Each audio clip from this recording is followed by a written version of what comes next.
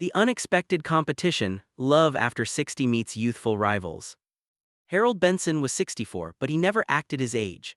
With his thick glasses, gray hair that refused to stay down, and a wardrobe full of Hawaiian shirts, Harold was the kind of man who could walk into a room and instantly start a conversation with anyone. He was retired, comfortable enough with his pension, and spent his days gardening, playing chess at the park, or trying and failing to figure out TikTok. One Saturday afternoon, Harold's life took a surprising turn. He walked into his favorite coffee shop, Sunrise Brews, where a new barista had just started. Her name was Lily. She was 27, cheerful, with a quick wit and a laugh that could brighten the gloomiest day. Harold, never shy, struck up a conversation about the music playing in the cafe. To his surprise, Lily didn't brush him off. Instead, she joked back, laughed at his corny puns, and even remembered his order the next day. Harold went home whistling like a teenager. But Harold wasn't the only one who noticed Lily. A week later, when he tried to ask Lily out for a walk in the park, two young men, college-age regulars, were already there, practically tripping over themselves to get her attention. One flexed his biceps every chance he got, while the other tried to impress her by talking loudly about his startup that wasn't even making money yet. Harold stood there, Hawaiian shirt and all, holding a small bouquet of daisies from his garden. Compared to the young men, he looked wildly out of place. But Harold had something they didn't: charm, patience, and the confidence of someone who had lived through enough embarrassing moments to not care anymore. The rivalry began. Whenever Harold walked into the cafe, the young men were there. One would bring protein shakes and brag about his gym routine. The other showed off his latest car, which Harold later learned actually belonged to his dad. Harold, on the other hand, brought Lily funny stories about his past. He told her about the time he accidentally wore mismatched shoes to work for a whole week, or how he once got stuck in an elevator with a parrot. Lily laughed so hard she nearly spilled coffee on the counter. The competition escalated in ridiculous ways.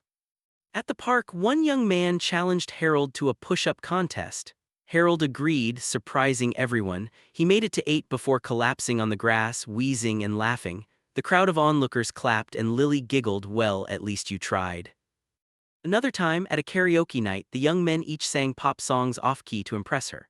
Harold, refusing to be outdone, took the microphone and belted out Elvis Presley's "Can't Help Falling in Love."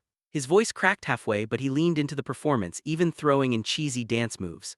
By the end, the whole bar was cheering for him, and Lily was laughing so hard she had tears in her eyes.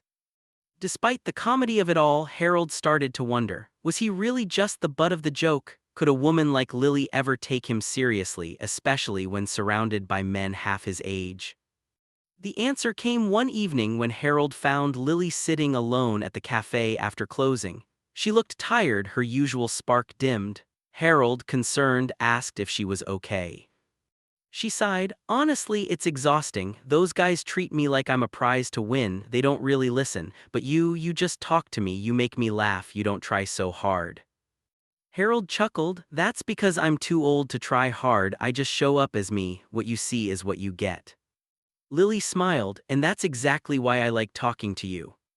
From that moment, Harold realized he didn't need to compete. He didn't need six-pack abs or flashy cars. His secret weapon was simply being himself, comfortable in his skin, genuine in his affection, and brave enough to laugh at his own mistakes.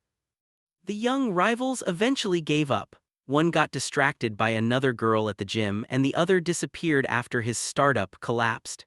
Harold, meanwhile, kept showing up with his garden daisies, silly jokes, and warm conversations. Months later, Lily agreed to go on a proper date.